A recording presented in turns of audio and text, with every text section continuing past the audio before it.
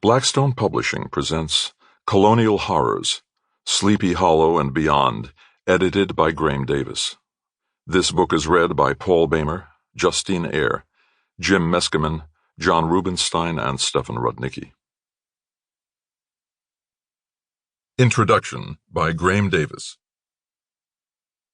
From the Salem witch trials to Washington Irving's Headless Horseman to the shadows that lay thick over Lovecraft country, the colonial era is the native soil from which American horror literature first sprang.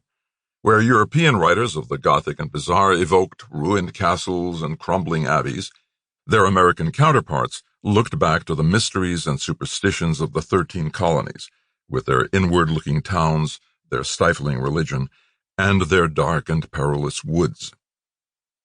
Some tales of the colonial era have gone on to become part of American literary canon and have spread across other media.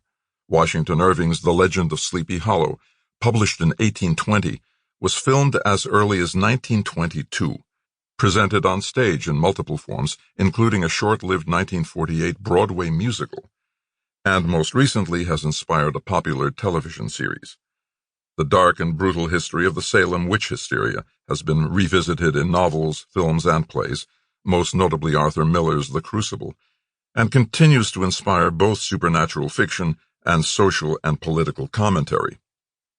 To the first colonists, the New World was a strange and threatening place, ruled by native peoples whom the colonists feared and despised as heathen savages. The Puritans of the Massachusetts Bay Colony believed that the devil was real and active in all human affairs, and Puritan logic maintained that all who were not Christians, and many of those who were the wrong kind of Christians, actually worshipped the devil. In his 1684 work, An Essay for the Recording of Illustrious Providences, the Puritan minister and later Salem judge, Increase Mather, observes that in a great wigwam, i.e. Indian house, at both ends was an image. Here the Indians in the wartime were wont to powwow, i.e. invocate the devil. Satan clearly held sway over this newly discovered continent, and would surely attack Christians there with every means at his command. Tales of native barbarism, violence, and cruelty were rife, with each fresh atrocity described in almost salacious detail. Unsurprisingly, reports of colonial violence against native communities were briefer and more soberly expressed. Witches, of course, were the devil's natural allies and servants. Sample complete. Ready to continue?